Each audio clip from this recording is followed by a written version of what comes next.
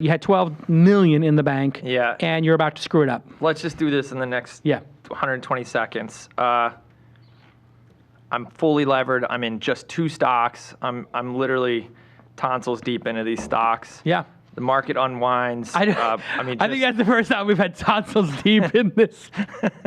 That's not swear jar material, though. No, I mean, it's PG-13. It's pretty bad. Keep going. So I'm gonna have to bleep that. The market unwinds. They're about within a couple weeks. Basically, I find myself way underwater, just way underwater. I owe $4 million in my own name. I'm not behind an LLC on this. It's just in my own name. Did you puke when you? No. Here's the thing. There's a level where amounts are so big they almost feel fictional. Yeah. Right. Like totally. It might be easier to owe $4 million than it is to owe $50,000. Yeah. And I didn't have any kids. I didn't have a house. Yeah. I was sleeping on my buddy's couch in Park City, Utah, while ostensibly attending law school, but really co-managing a record store. And so it was so virtual, but that was more money than I ever thought I would make in my lifetime. Yeah. And so I owed that.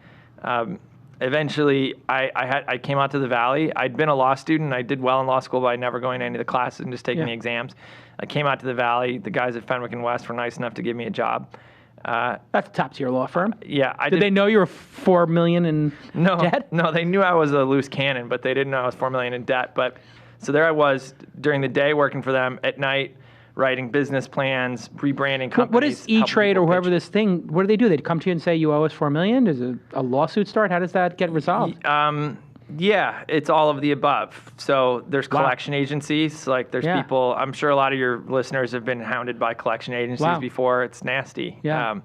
And so, but I worked out payment plans and started grinding on it. Wow. I mean, imagine like a mortgage for the biggest house you can imagine that you'll never get to own. Yeah, it's $20,000 a month to get even. Yeah, and I didn't want to go bankrupt because I really actually it was more than that because interest rates are a lot higher then. Yeah. You know what I mean? Yeah, 10% interest rate. Yeah.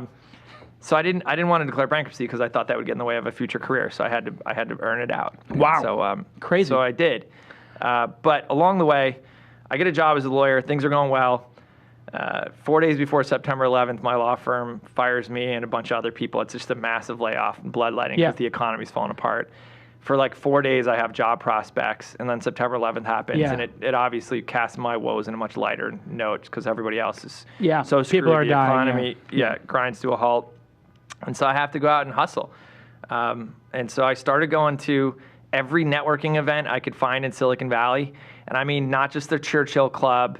I mean, the Indus Entrepreneurs, the Chinese Software Professionals Association. You're going to every SIG, every special interest group. The World Internet Forum, all of them. And I can't afford to pay for these things because I have no money. So I'm sneaking in the kitchen because I speak Spanish. You're punk rocking it. Yeah, and I have a business card that just says Chris Sacca, attorney at law and business guy. And I'm giving it to people.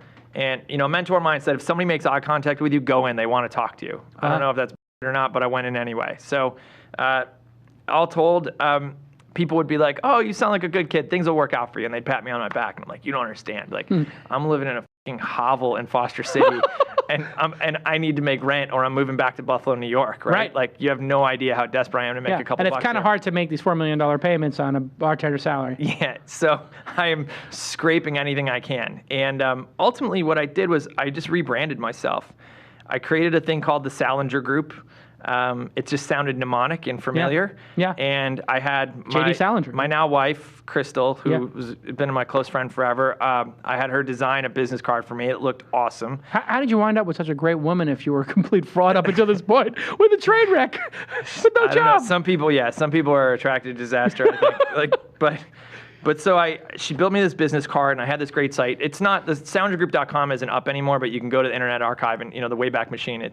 You'll notice the site says a lot of nothing. It has no address or phone number, but it says a lot of bullshit because I needed to cover any angles that I was going to go make money on. Yeah. And I just went out with this business card now, and I just said we instead of I, and people like, oh yeah, the Salinger Group, I heard of you guys. You guys do good work. Yeah.